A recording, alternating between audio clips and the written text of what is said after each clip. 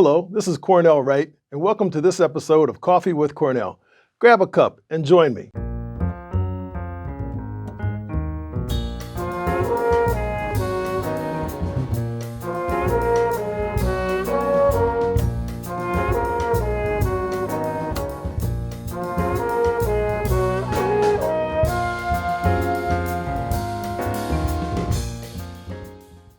Our conversation today is talking about sharpening your skills. Your skills and the tools that you need in order to be able to perform in both life and in your professional life.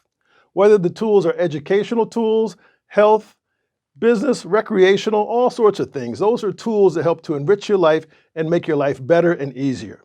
So let me give you a couple ideas and suggestions about those kind of tools, but first let me tell you a quick story.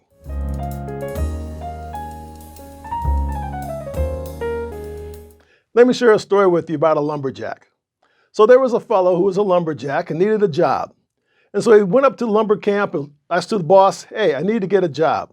So the guy said, okay, look, you look a little bit on the smaller size. Look at the size of these guys I have out here working. By the way, they were all guys. Everybody was like 6 foot, 6'2" and over, 250 and bigger. Bigger people, lumberjacks, right? This guy was a little bit on the smaller side. And so the boss told him, he says, tell you what you do.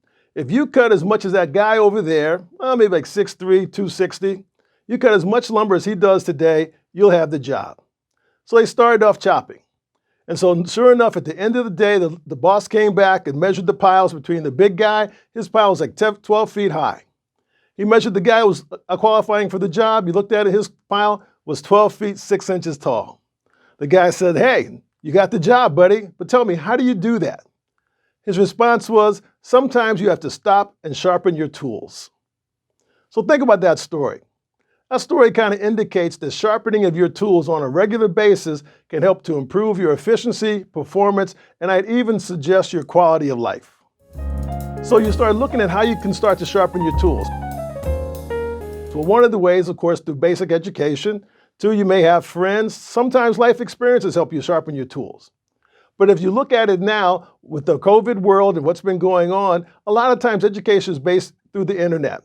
Whether you go to a college or a trade school or just starting to get some of that information that's available out there from the internet. I had a student a number of years ago who told me that he learned how to cook from YouTube. Thank you, YouTube. So I asked him, what do you mean? He says, oh, Professor Wright, I tell you, I go out and I'm impressing my girlfriend all the time with what I'm cooking on the internet. I said, oh, he says, yeah. Tonight, in fact, it was a Saturday afternoon class. I'm making salmon almondine with these kind of potatoes and this sort of thing. She loves it. I don't know how the romantic story turned out, but at that point in time, the young man was learning a lot about cooking from the internet. What was he doing? He was sharpening his skills to be more successful in the world. So you think about that. You start to sharpen your tools, and what does that do for you? You become more valuable in your professional life and more valuable in your personal life. I would suggest to you, as you start looking at your personal life, think about those things that bring you joy, that will enrich you over a longer period of time, those things that might help you keep healthy, and more specifically, among which we all have nowadays, help to reduce your stress just a little bit. It can range from collecting to physical activities. You choose what's best for you and the combination of things that get you where you want to go. So think about on the professional side as well with your skill development. It's invaluable to continue to bring more skills to your professional employment. Those skills have to do with teamwork in regards to growth, more capabilities that you have, more ways of conducting and doing the business that you're doing more effectively and more efficiently.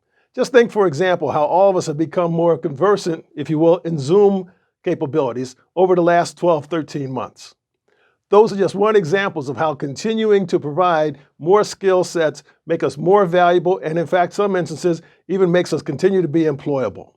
Let me tell you about some of the benefits associated with why those additional skills can be valuable to you. Just as with the story I described to you about the lumberjack, the better our skills are, the more productive we can be.